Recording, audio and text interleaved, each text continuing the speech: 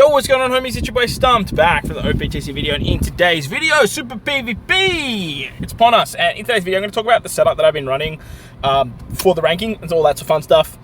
Talk about the meta of the teams, all of that jazz that has been floating around right now. So as of right now, this is the team that I am pretty much using against every single fight. The idea is I'm getting 16 extra Rumble points for the Super PvP.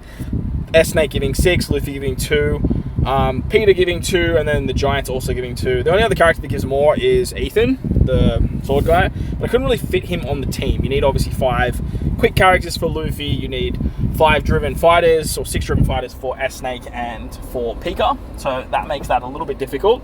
And then Peter wants to have 5 powerhouse characters, so yeah, trying to fit all of that, and then obviously Ethan having 5 slasher characters, it just becomes a lot for a 8-man team, and then obviously like you have costs and stuff like that too. So the idea here is Giants being powerhouse obviously helps out a lot, and then we also have the Fuji and Orochi down there. I don't actually think I need Orochi looking at the team.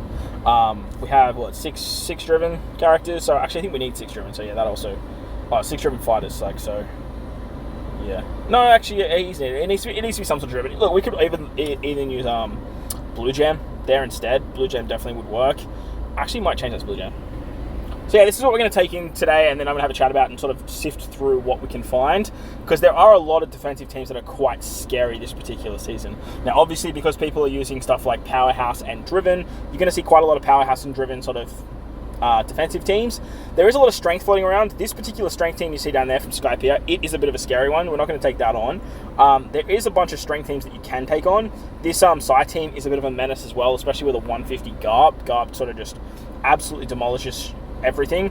Dex, obviously not ideal for us because we are using a predominant quick team, and this is what I wanted to sort of showcase, like how the meta is right now and what people are running as defensive based builds. So Powerhouse, I don't really want to take that on too. Again, strength, we definitely can take on strength, but not that particular comp. That strength comp, it's way too menacing. So driven Powerhouse, once again, we're not going to deal with that. It's just too risky with wins. Dex again with Kizaru, not ideal. That bottom team there with Ethan, it definitely can be beaten, especially because the investment isn't that high. But again, the Psy team, it can be just, especially with one law, it just can be problematic. Now, this is what I want to chat about. Some people are just putting up these like random defense teams. And look, shout out to them. It is a strat that a lot of the high-end alliances like to use for Super PvP, because it allows you to get basically just free wins. And when your alliance members are putting up these extra like these easy defense teams, and you're just running 1,000 damn fights, you can just easily rack up Super PvP points very, very quickly and very, very easily. So it works out quite nicely in that regard. So we're going to take on this one here. As you can see, the team functions quite nicely. We have the quick centric makeup of for Smoothie, and then we have, she's also a powerhouse too, so she's getting the buffs from Peter, she's getting the buffs from, I don't know, I think she is getting buffs because she's a Paramecia type, right? She should be getting buffed from Luffy, and then obviously she's getting buffed from S-Snake as well, so she can work quite well on the front lines. When I see some of those like bigger teams, like we could easily take on that strength team, we just have to pivot Smoothie to something like Cross Guild, even something like it needs to be quick, so like Cross Guild's pretty much the only option. Cross Guild's like would be like the big character that I would definitely look at bringing over Smoothie if we needed to for some of these bigger teams. But ideally, like the teams you don't want to fight, obviously Driven Powerhouse, any like 150 Garb that I see, like I'm just kind of like, no, I'm not dealing with that, because like you can kill the side team really fast, but then if Garb comes in and just decides to absolutely rock your shit, then he can just basically wipe your entire team. So just be mindful of that if you guys do see the side team and you are trying to run something that is giving you lots of points. Lots of people love running Pika. He works really, really well. See, like this bottom team here, again, just not ideal.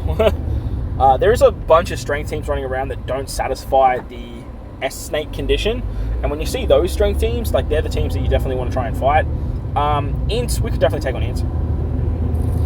Our team moves quite fast, and Ints has the death shot of Roger Rally Caban.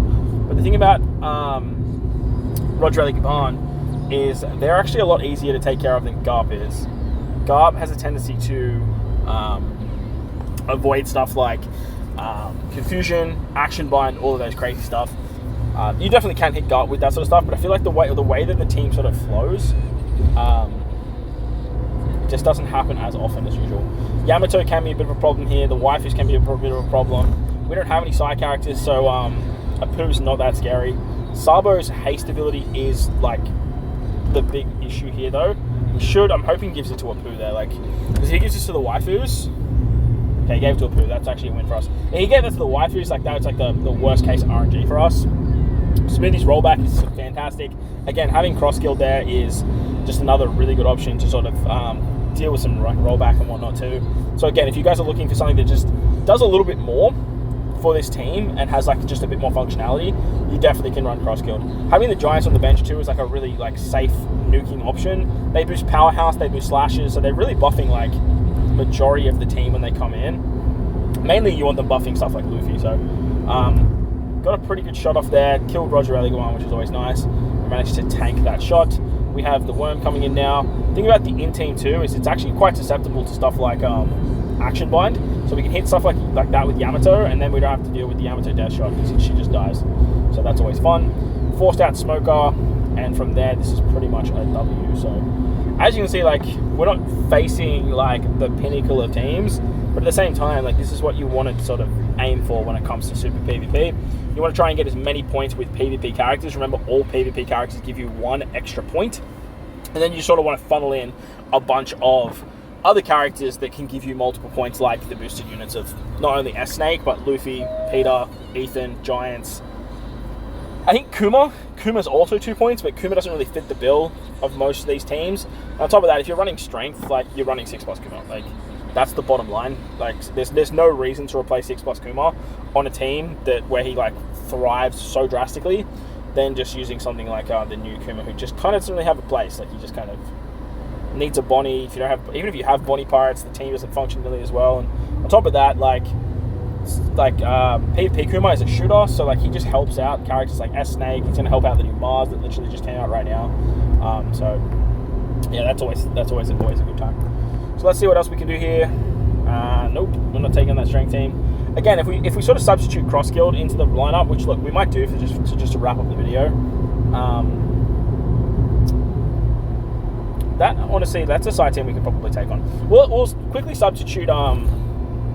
We'll substitute cross guild in just for the sake of the video. So this, as you can see, we still have a spot for what's his name for a legend. So just make sure we have the powerhouse characters 1, 2, 3, 4, 5. Beautiful stuff. So we can do that. So we have the 5 quick characters. We have the 6 driven characters. Obviously, we lost a powerhouse unit there, but like we had 6 powerhouse characters, so that doesn't really matter all that much. So cross guild in the front here with Pika and S-Snake, and then having like damage output from the worm and Luffy just helps out a lot. You could probably run something like Boa instead as well. If you guys want to run something like Boa, that could definitely work for more damage output. But just having a bit more like nuisance about you with the rollback of cross guild and the cooldowns that cross guild gives as well. Cooldowns that the level 3 cooldown, I believe he gives quick. It's incredibly underrated. So that way they go very, very fast. They basically stop the enemy from doing a lot of things. And then if you can get your S-Snake off to do something like this and then kill Garb, like that is just perfect situation. Okay, big HP cutting coming from Robin there. Okay, if we can at least half stats Garb, so that way we don't have to deal with too much of a death, like of his death shot, then hopefully we kill here. So like, literally just killed everyone with Luffy, but then Garb has a tendency to come in and just go absolutely ballistic. So getting the half stats off there is really, really nice.